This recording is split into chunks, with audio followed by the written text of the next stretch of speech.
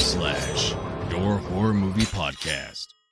I was actually going to bring something up about your sickness. I was going to ask you to plug your blog, your channel, your podcast, all that stuff with Surf the Storm, to let the people know that if they are following us on just Hack Stab Slash and they deal with what you go through on a daily basis, that maybe that's something they'd want to check out and go on that journey with you.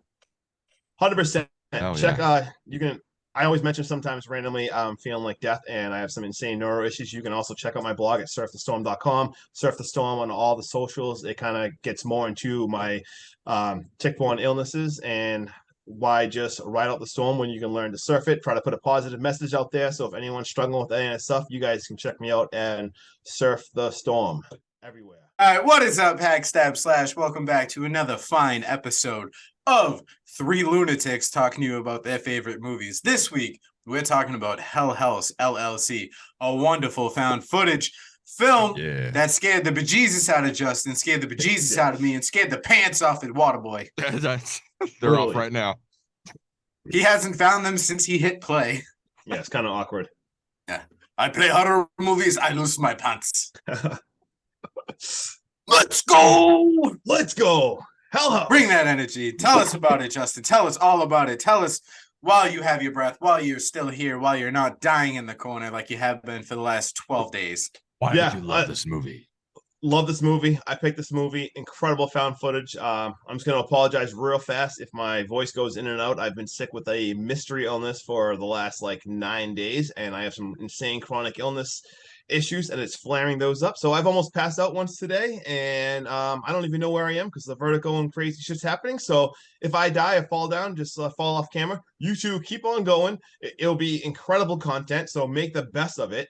No cuts. And no cuts. Keep all that shit in. And, no cuts. No cuts. Justin's on blood thinners. No cuts. It'll be one of those things where I sacrifice myself for the podcast, but we'll keep that rolling and go good. But I absolutely love this movie. It scared the crap out of me. I drafted this movie and I was scared to pick it. That's why I left it for last, because I didn't want to rewatch it, because I don't even know if I should admit this. I had a hard time sleeping after a few of these scenes. When I first saw it, I had such a scare. I'll talk about that when that scene happens, but it creeps you out so much. I don't like it, but yeah, you guys can talk real fast about your initial thoughts, and then we'll jump into it. We'll let Waterboy go since everyone's dying to hear why his pants are still not on. Yeah, right. So I actually saw this movie when it first came out, and it scared the shit out of me. It's got very creepy parts. And we'll get into those parts, of course, but I love this movie. I loved watching it again. It's one of those that has perfect rewatchability, and I usually don't like these types of movies, but this one, they did it perfect. It was awesome. And I'm gonna watch it again probably after this. Let's go. So I watched this movie off Justin's recommendation because he knows how much I don't like found footage movies. Not a Blair Witch guy. I'm not a paranormal guy. Fuck, dude. As much as I love zombie movies, I hated Diary of the Dead. Sorry, George. But when I did start watching this movie for this podcast, I will tell you one thing. I started with pants and a belt on. And the first time I watched it, somehow my belts came off. And then I rewatched it again. And for some reason, my button and my zipper came undone. And then I was like, fuck, dude, I still got to take notes. And then my left leg got chilly. And then I realized my pants weren't on my left leg. I didn't know what was going on. So I watched it again. And then, they were just off. And all I had was socks and underwear on. And then I had to go to work. And I felt like Bart from Dawn of the Dead, just getting dressed. It's crazy. It's crazy how that happens, dude. I'm surprised it happened to you too. It's dude, it's wild. The only thing is I have enough common sense to put something back on. Oh, do you know? It's too early for that, dude. Life comes at you fast. Yeah, and it takes the pants with it. It does. All right, Justin, let's get into this. Dive headfirst into this basement. All right, cool. Yeah, let's get into this. I'll go over the first few scenes and throw it over for some conversation. Whose basement was this? Oh, dude, basement. Not even going there. Anyway, we start off with an opening where it says, you're about to see a documentary about a mysterious events of 2009's Halloween haunted house tour tragedy. And then we start seeing news reports, interviews, witnesses. You see the house is boarded up, and it says October 8th, Abaddon, New York, open their doors. The abandoned motel turned haunted house. And I this love you video, so much, Justin. yep, And I tend to think that your speech impediment, well, like how you mumble words sometimes, is just adorable. But it's Yeah. Abaddon. What did I say? You said abandoned the Abaddon. Abaddon. Oh my god. That's how, Abaddon. folks. All right, say it again. Abaddon. Abaddon. Oh, that's such a bad. Abaddon. Oh, sorry, I got brain fog. I just figured we'd crush it right now. That way they didn't go through the whole episode shit. calling it the Abaddon. Abaddon. I just didn't say the. I'm gonna obviously. I said the abandoned Abaddon. I did, didn't I? Holy crap! Abaddon. Abaddon. It's a tongue Abaddon. twister. Oh my god. Abaddon. The I Abaddon. love Abaddon. you. Oh, I got brain frog, man. Don't get bit by Brain a frog. chick. Here we go. Ribbit. All right, and so they say this. I video love was- Justin episode so much. We're off to a rolling start right now. It's so Holy easy. crap! You're gonna be able to laugh at yourself. And it says this video was uploaded on YouTube, and then we see that video play, and we see the basic, no big deal. We see the strobe lights, you see people inside. There's clowns, there's terrifying spiders, normal scare stuff. You really don't know how scary this movie's gonna be yet. And all of a sudden, you see them get to the basement. There's a line backed up. It's kind of chaos. And all of a sudden, everyone's screaming backwards. Evacuate. You have no clue what's going on. What the fuck? Escape. Running out. People are screaming. It's chaos. You see cops, firefighters arrive. And then all of a sudden, it goes right back. And all of a sudden, we get a documentary. And you see people just reading, talking about no one knew what to make of the YouTube video. And then, well, the 911 call came leaked. And honestly, it was just more confusion. Then they play the 911 call, and you basically hear help, and it's just static, and you hear it's help just this into the wall. You pretty much hear help into the wall, and well, they say, well, they said it was like a malfunction, but we only had the YouTube video and the 911 to call for. No one would even talk. There was gag orders in all the cases until the photos came, and the photographer got the photos, and he kind of just turned the whole thing upside down, and this photographer got inside. You see leaked photos. There is blood on the walls. There is handprints. The photographer was too scary to even go down into the basement. And then all of a sudden, we have an interview process where we meet Sarah Havel. She says she was a Hellhouse member, and she talked to the documentarian Diane, and she hasn't even been heard from since this tragedy. And we hear Sarah say, like, if people knew the truth, it would just be too hard for them. And well, here is everything. I got these first, and she slides over tapes, and they say, well, why not the cops? And you'll see. You watch them now. And before we jump into the actual footage, what do you guys think of just the beginning so far? This dialogue is fucking painful. It is so bad. Mm-hmm.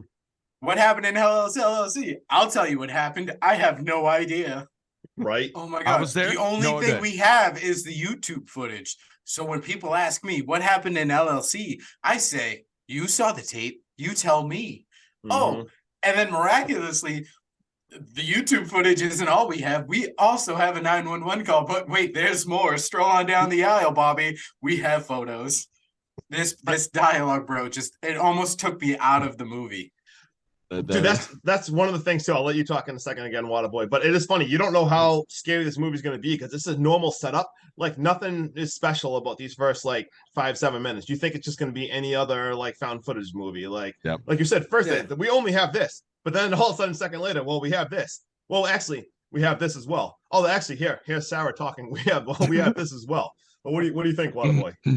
I do have to say, like those first minutes are pretty lame. With how the movie starts out with all, but it gets you ready, and then you get surprised as soon as it starts taking and showing the videos and everything like that.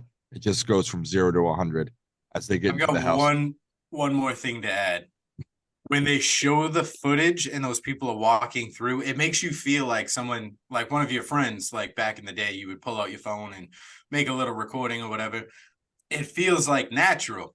But when the clown runs by them and they're like, oh, technical difficulties on night 1. Yeah.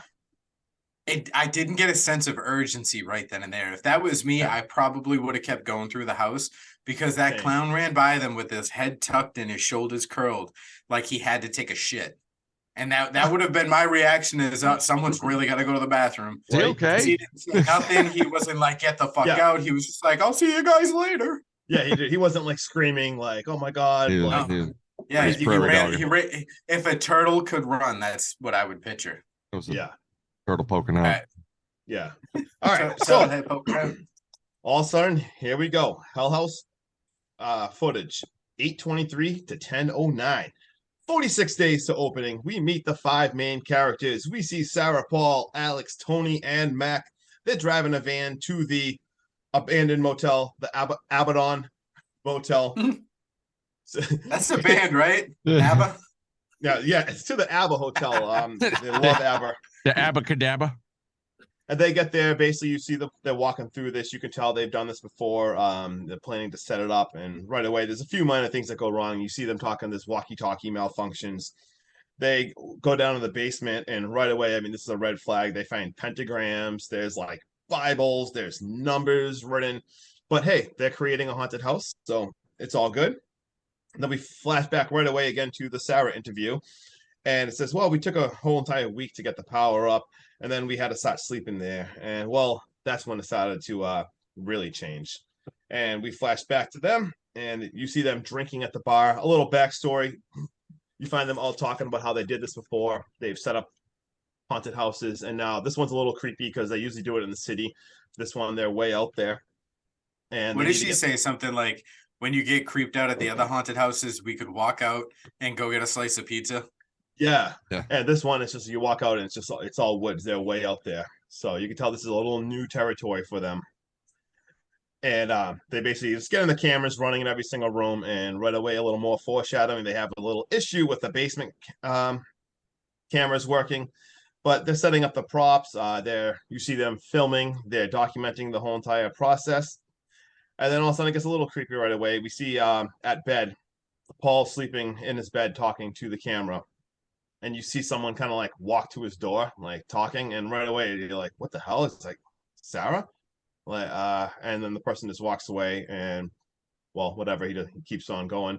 Cut to the morning, and basically we hear the actors are here, and then we get a flashback to the document. Oh my God, I can't talk today. Documentarian. Flashback. You're welcome. Thank you.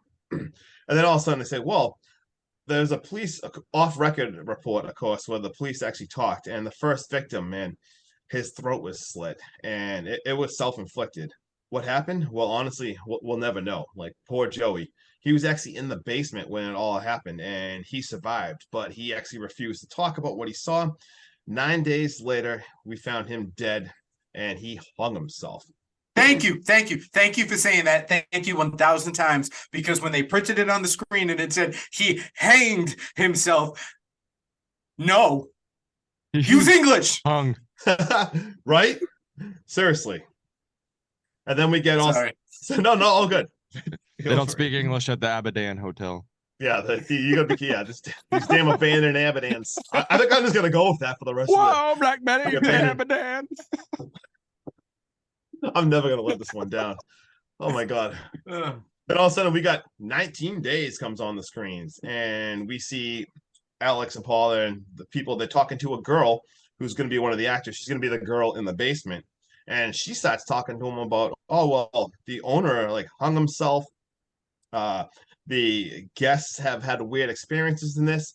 And you can tell Alex kind of acts weird about this. He's kind of like, He you gets tell the- pissed that she's sharing the information. it's really, yeah, this is a pretty like clutch scene because everyone else, it's really weird. Alex is like, what are you doing? No, that's just hearsay. And they're like, everyone else is like, wait, what are you talking about? This didn't really happen. She's like, yeah, well, this is like the local legend and everything. And Alex is kind of just like, yeah, it's just legends, like no big deal, like what Yeah, going on? It's because they didn't write reviews in 19 whatever the fuck.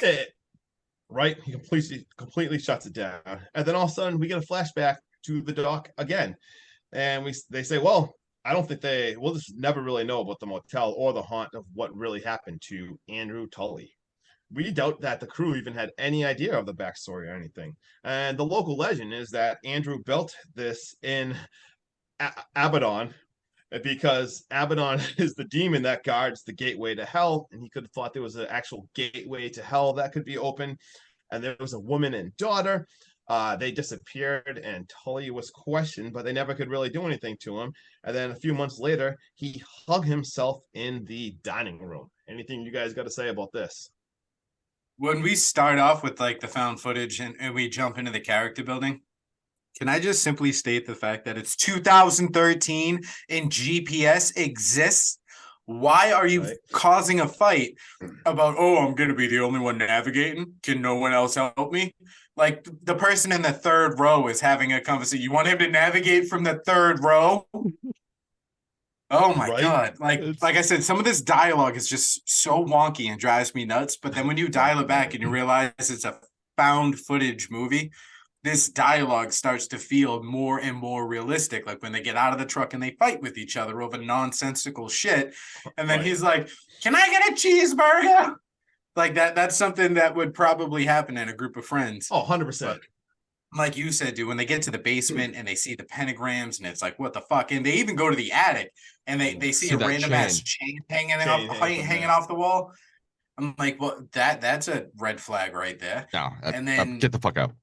Yeah, when he gives like the run through and they find the Bibles and the books and stuff is stuck together, I get the Bibles because it's a hotel.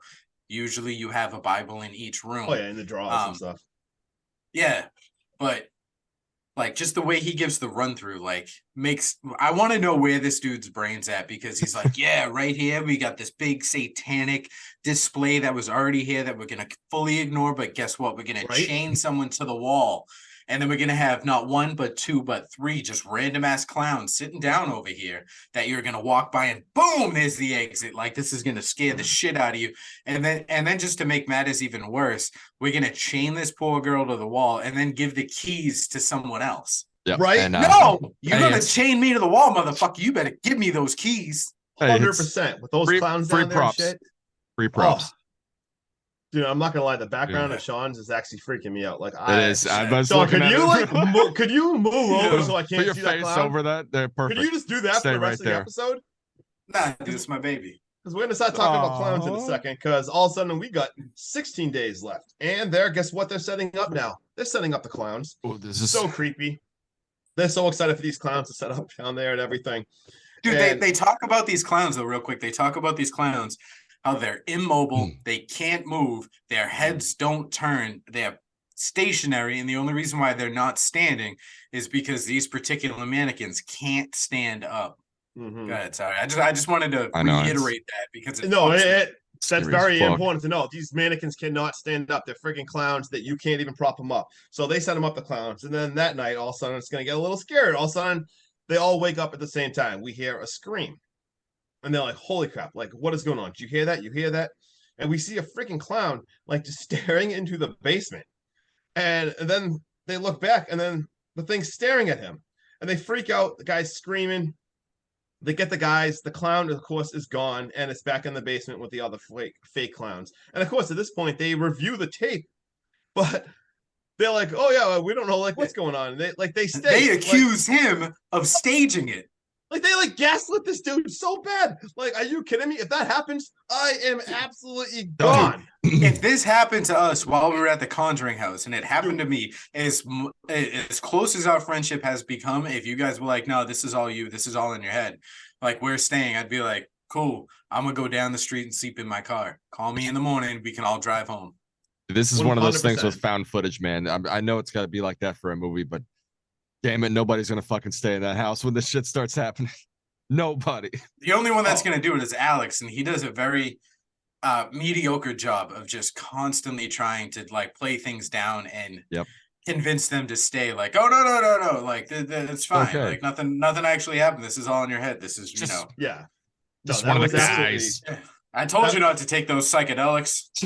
Yeah, no, it was so scary. And like you said, how they actually review that, and they're just like, well, whatever. And then they move on real fast. You see him outside, and it's just another weird, creepy scene. Like you see Sarah's like kind of like spacing out. She's like staring at a statue outside, and then just kind of like, Sarah, are you okay? And then she like frances away and like skips away.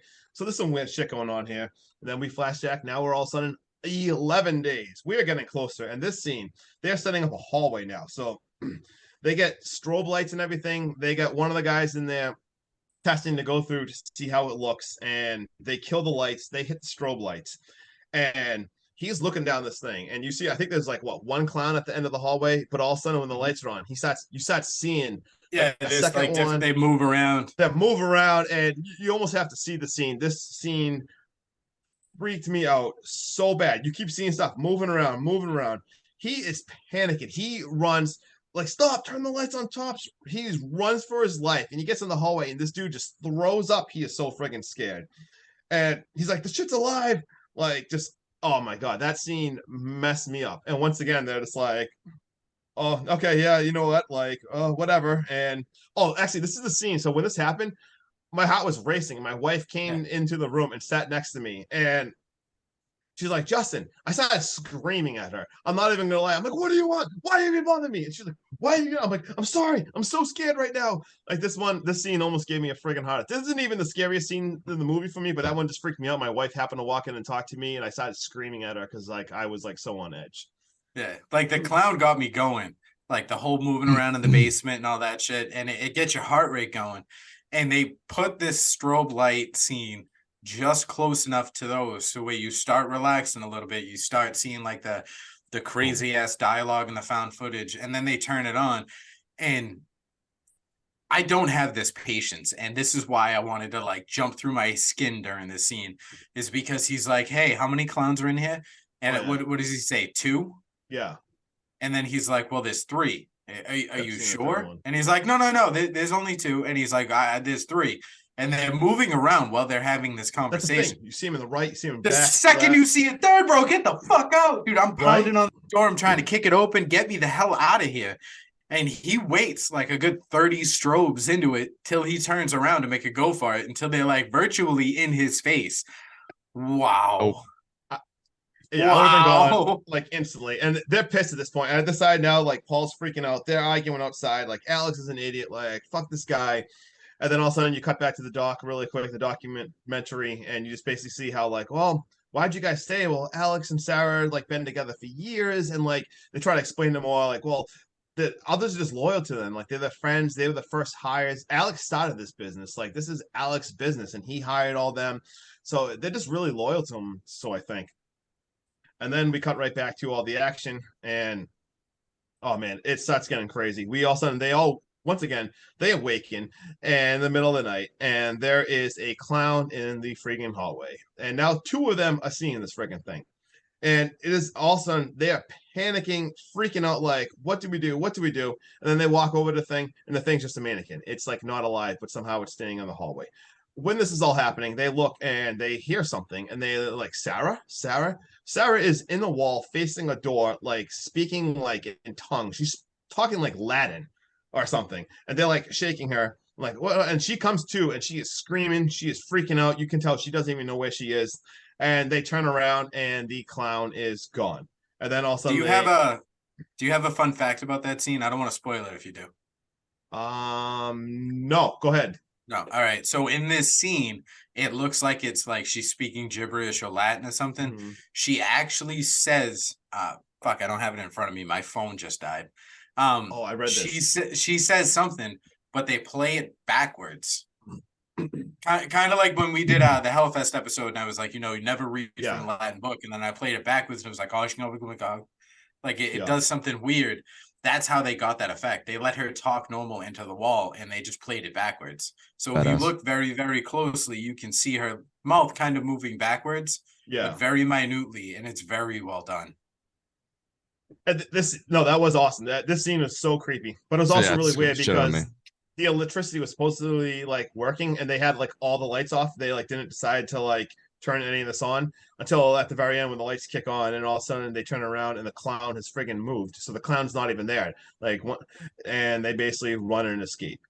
Like, okay, 3 days now. We got down to 3 days. And Sarah is not looking good. But Alex, this dude is so confident. He's like, 3 days, like, let's go. Badass. The others, like Paul, Tony, and Mac, they're like, we have no right to be here. Like, they have absolutely no right. And then all of a sudden we cut to a scene like Paul is just talking in his bedroom at night. And this was the scariest scene I've ever seen in my life. And this is the scene that ruined my whole entire life, and I had a hard time sleeping. I don't even know if talking about it does it justice. Like, so Paul is talking, and all of a sudden in the background, you see this woman like just sitting against like a wall, terrifying looking woman. And he doesn't even notice at first. But then all of a sudden, when he does turn, he's like, whoa, oh, hey, ah, and he freaks out. So he's hiding like under the blankets after you see her like getting closer. Fucking hate And oh, dude, I hate this scene, messed me up. And then when he pulls the blankets like on his head to look, her face is right there, and like right there. Oh my god, her eyes, and you hear him screaming, and you could tell there's like a little wrestling, whatever, and the thing just cuts off. This scene reminds me so much of that. There's a scene in The Grudge that does the same thing. Yeah, and that, very and that Grudge-like. Yeah. And this is the scene that I had the hardest. That the night I went to the first time I watched this movie, I went to sleep, and I remember looking in my corner and I saw my fan, but it was a shadow.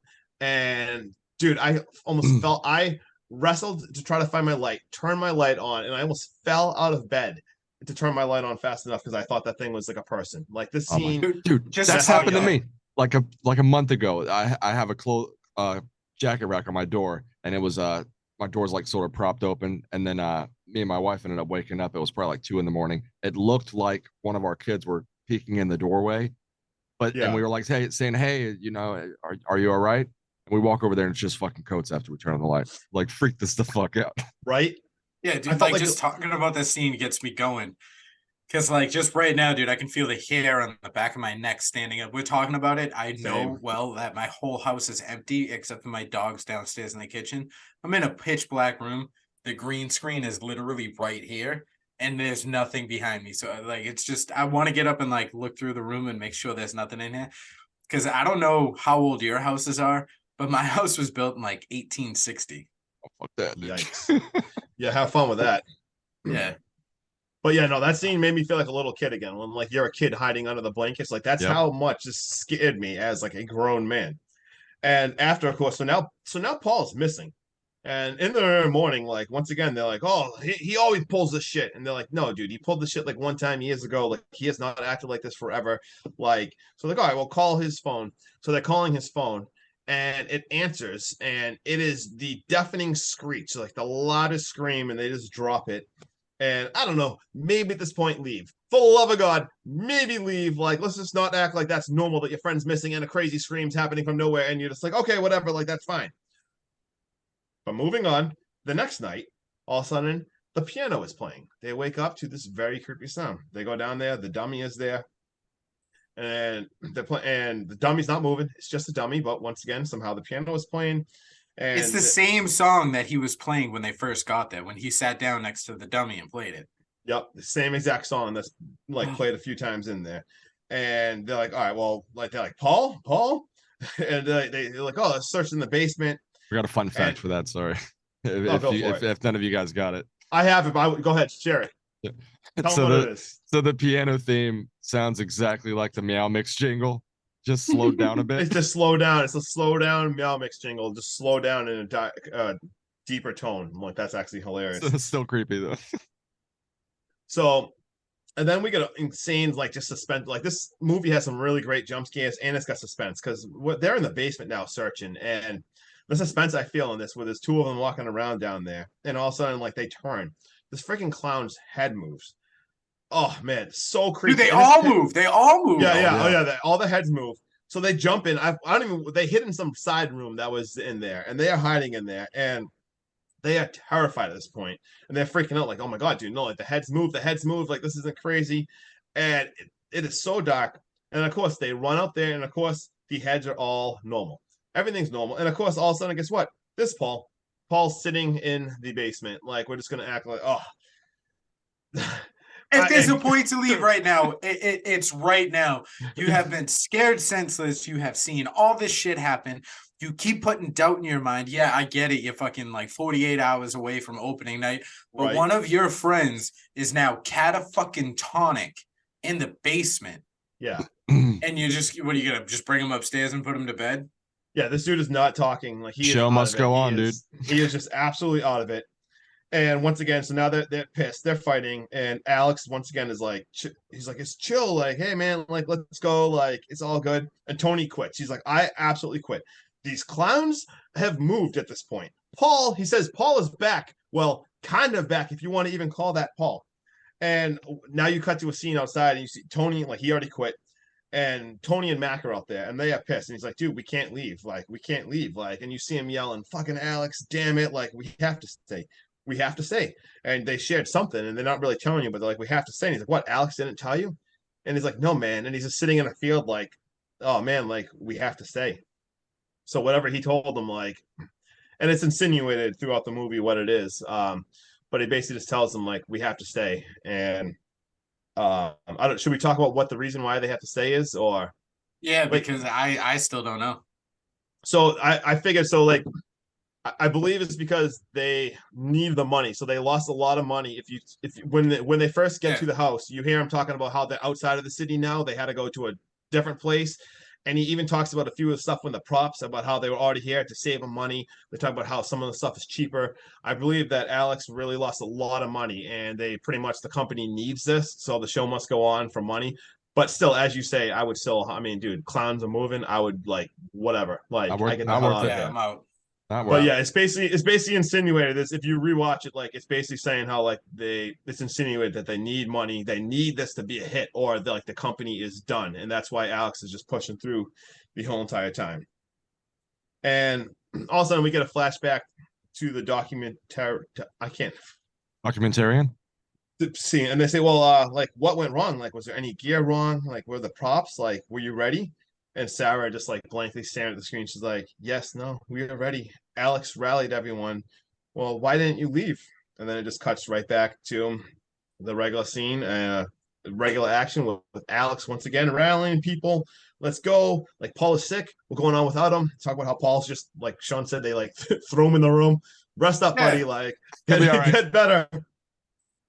And all of a sudden, he does eventually get up out of that bed, but Yeah, he does. Oh yeah, he'll be fine. What could go wrong? October 8th, here we go. Let's go. We see a long line. We see the people in the basement. We see they getting the girl ready in the basement. We get the guy in the clown suit. He's getting ready. And once again, Paul is sleeping. And we're like, it is go time. They are putting Mac's head cam on. We see Tony and Alex. They're in the control room. Everyone's getting set up. It is rallying time.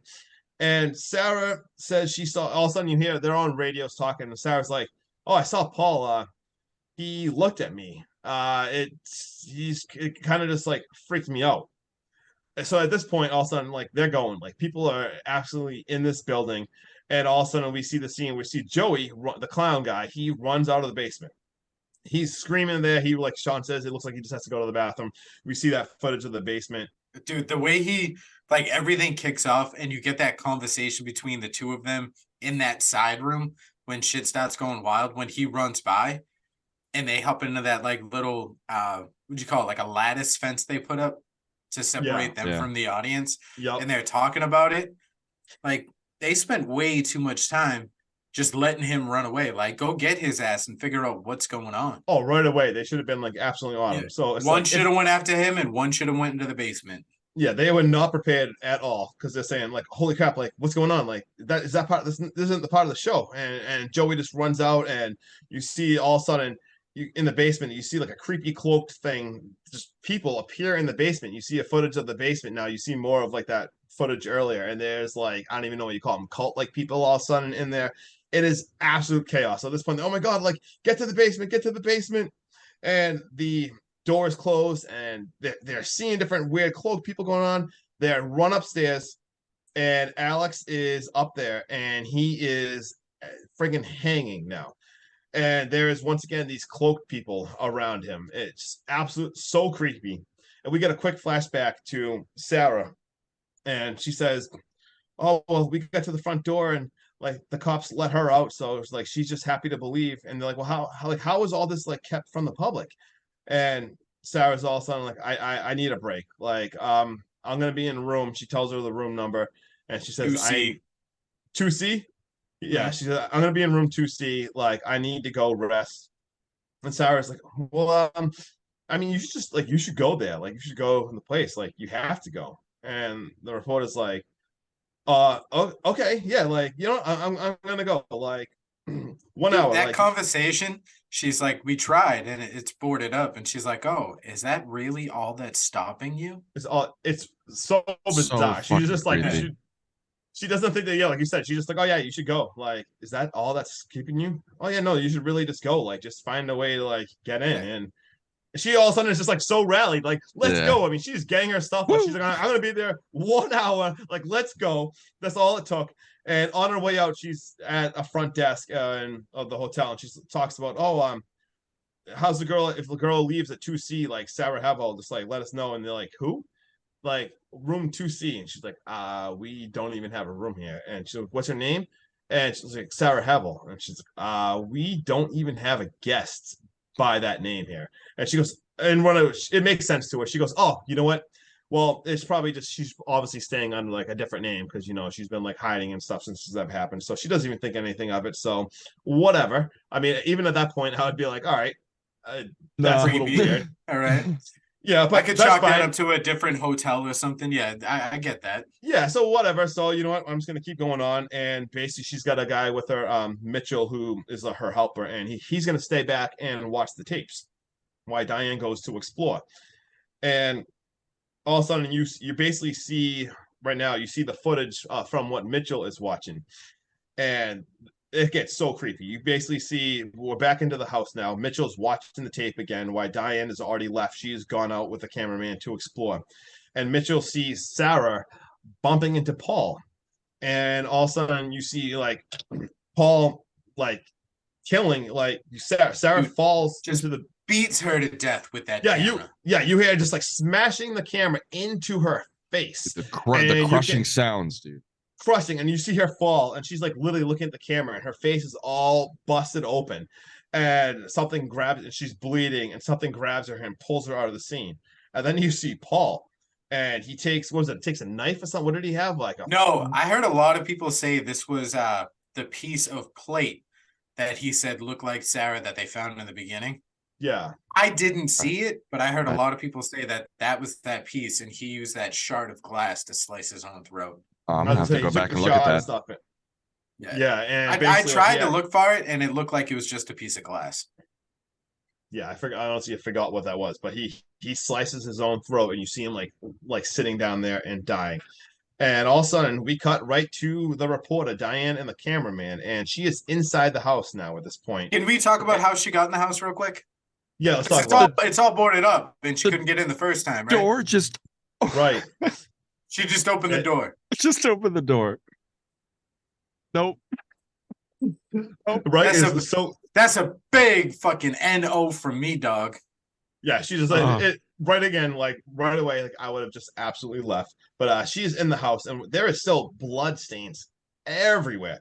And the cameraman's even like, okay, like let's go. There is blood everywhere.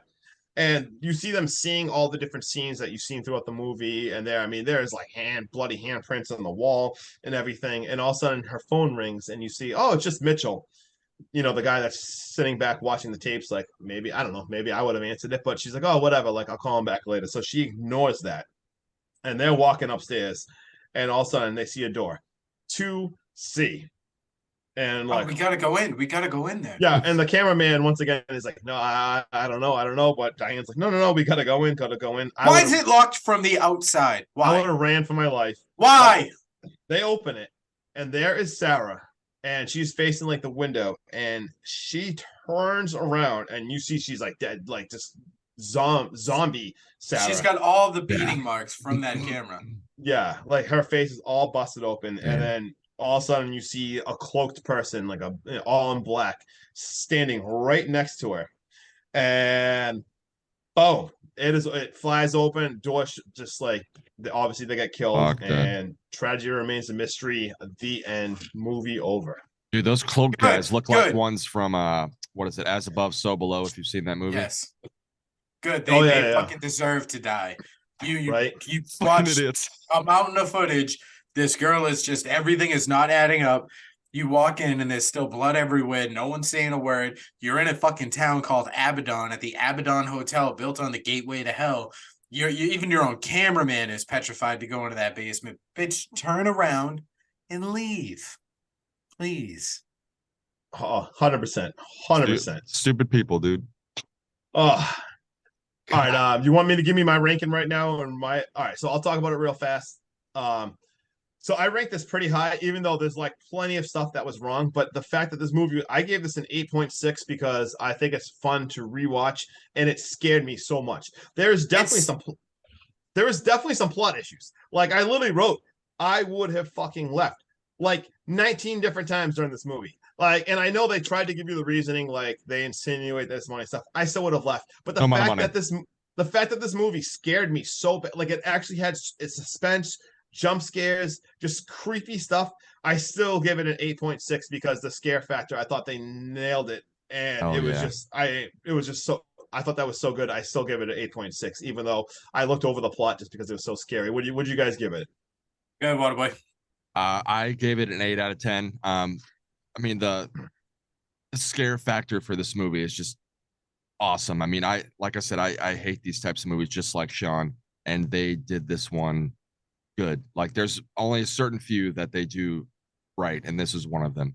And I loved it for that scare factor. I mean, the dialogue wasn't the greatest, but they came back with the scares, and that's why I'm going to give that perfect 8. All right. So before I give you my rating, I want to touch on a few things. I fucking hate with a capital H, triple H, like the goddamn wrestler. Hate everything found footage. It's one of those genres that's just not me. And then when you watch this movie, like I said, the dialogue in the beginning from the documentarians is atrocious. And then there's so many plot holes, and then the timelines don't necessarily add up. You look at the date stamps on the cameras. Some of them are after this incident happened. Some of them are well before it. The 11 days doesn't match up on a certain day. If I don't have it in front of me, like I said, unfortunately my phone died, but I think it's like, it says it's 13 days, but if you look at the date on the camera stamp, it's like 4 days away, or like none of the dates match up. So if you pay attention to that stuff, it will drive you nuts. But if you just take this as it is, which is essentially a zero budget found footage, first time everyone in the movies, these guys fucking crushed it. Like just like my homeboy behind me. I don't know if you got this in the fun facts, but that's supposed to be a mannequin. When they walk up and they smash him on the head and he doesn't move and it looks like a mannequin.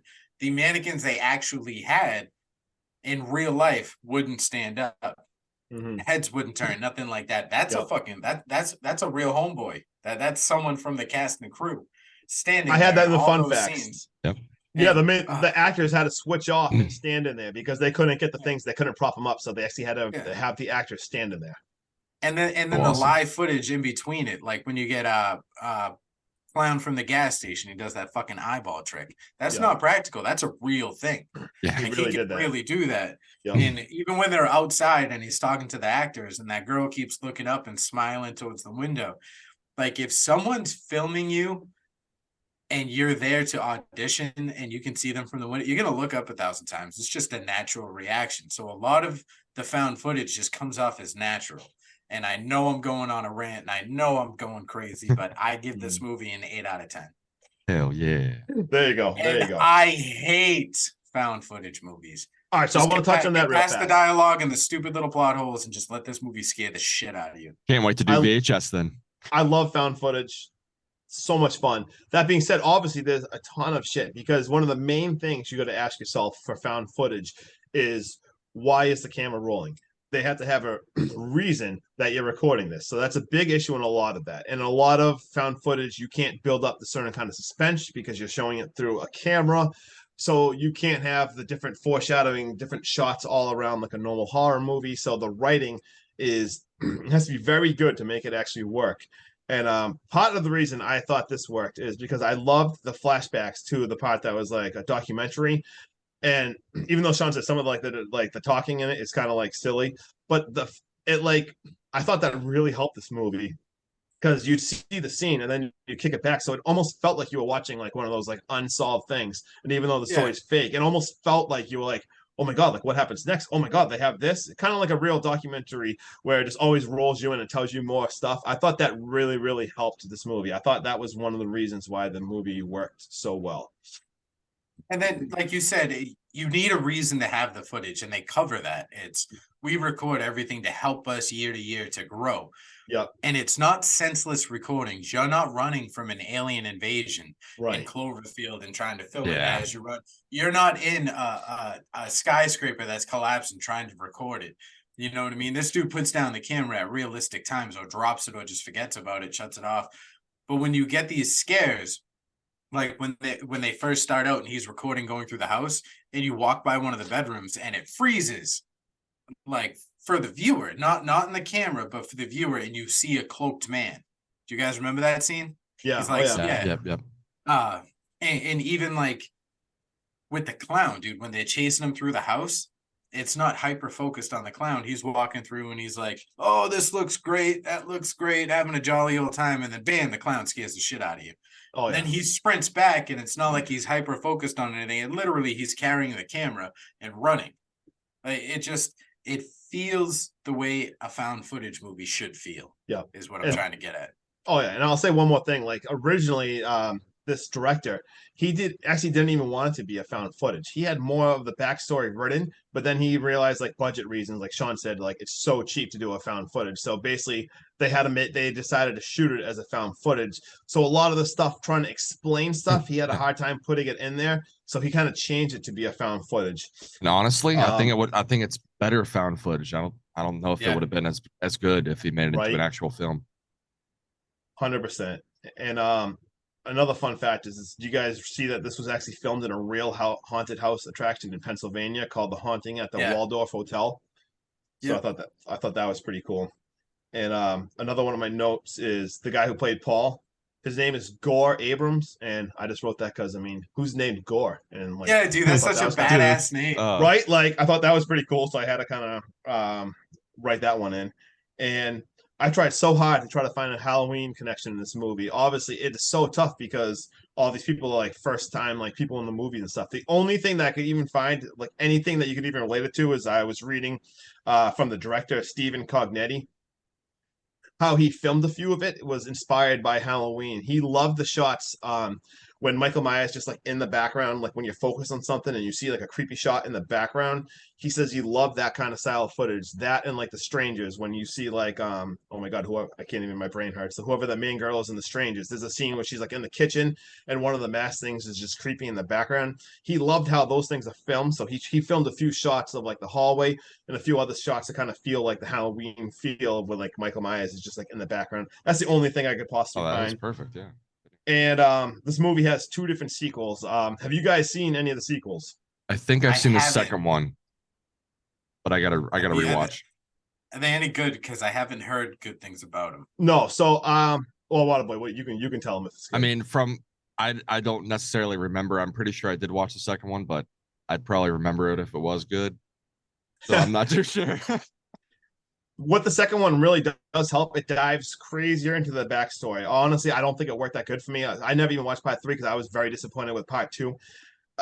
It really dives into the Andrew Telly stuff, and it's way more focused in the Portal of Hell. But the interesting thing in part 2, it shows that Alex did know the whole entire twisted history the whole entire time in part 1, and that explains why when he was talking to that girl, the local, and she was talking about how like the local legend, she was bringing up Andrew Tully. Do you remember how he was acting like so weird and like basically he got pissed, but he was trying to hide it. And all throughout the movie, that actually makes so much. I almost wish they like told you that in the first one, because that one actually makes so much sense. The whole entire time, it basically showed more. Alex did need more money for this, so they needed more money, but he also did know the backstory. He knew everything about that. So he went there really hoping something like crazy would happen and hoping that they'd have a big money. But he basically knew all about that Andrew Tully stuff, and that was they should have definitely put that in the first one. That's what I kind of wish, just to tie up that actually makes sense, because like you said, how shady was Alex throughout this whole entire movie about going on, and it almost makes you feel like it's stupid. But if you knew that, like if they somehow told you that in the first one, I feel like that would have helped so much. That's just my personal opinion. Now, who knew about it? It was Alex and someone else, right? So only Alex knew about the other guys just knew about the money reason. Alex told them about the money. He didn't tell them about the actual hotel. Alex apparently was the only person that knew about the haunted stuff because you see a flashbacks in the second one of when they were all alive, and you see flashbacks of that, and he was like telling them, and they were all pissed. Now, this is just my idea. A simple, cost effective way to tie that into the end of the movie. When everything goes black and everyone's dead, and you get like just before the credits, a lot of documentary like. I'll documentate. Now I'm turning into Justin. You just turn into me, dude.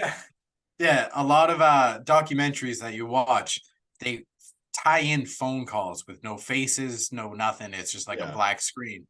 Yeah. How badass would it have been if at the end of this movie you had a quote unquote owner of the hotel, aka like an Andrew Tully or something, on the phone with Alex, and he goes, "Do you know the story?"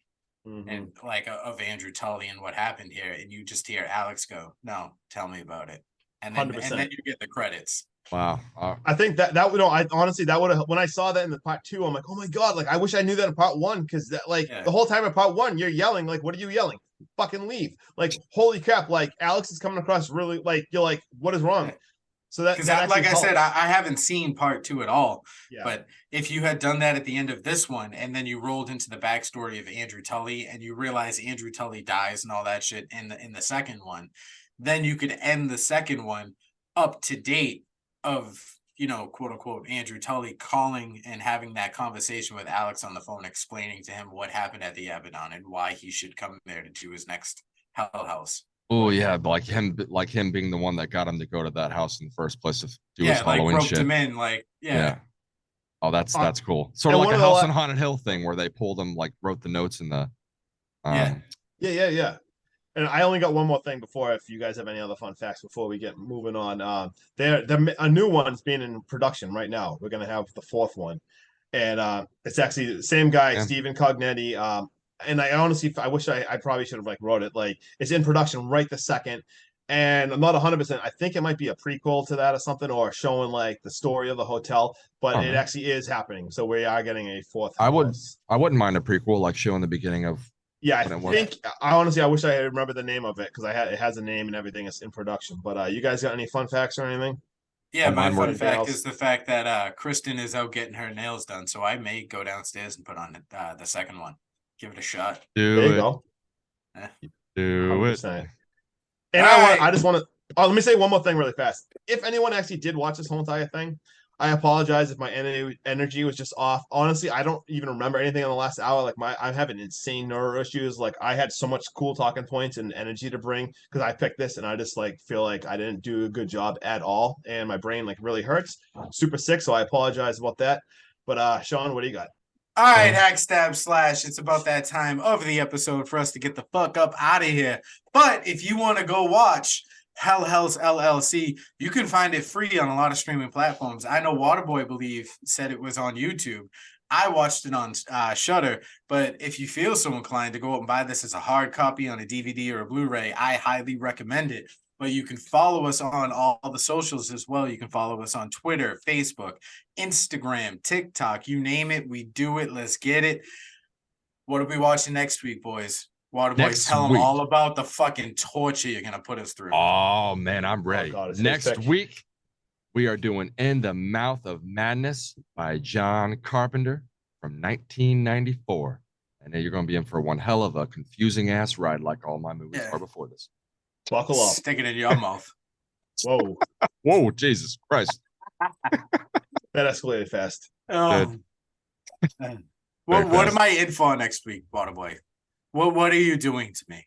Yeah, you know, it's not confusing at all. It's very good movie. Can't wait for you to watch it. Oh wow, you really sold that. That was incredible. You make a great car salesman. Yeah, you should probably buy this one. Yeah, this one's real good. It's got 4 doors. Got air conditioning. It's got AC. Why should I buy this car that's on fire? Well, you see, here in fucking New England, guy, we get some pretty brutal winters, and guess what? That fucking heat is ablazing, kid. That's right. Up in there, trying not to get burnt. It's so hot. the tires will be so hot, you know, you won't even have to worry about swerving off the road in the icy conditions. It's great. Fucking horrible. What just happened? All right, hack stab slash. I'm hacky. That stabby. That guy down there, probably up here on the video, maybe over there, is I'm just Justin. Peace. Are you sure? Later. Later. Oh.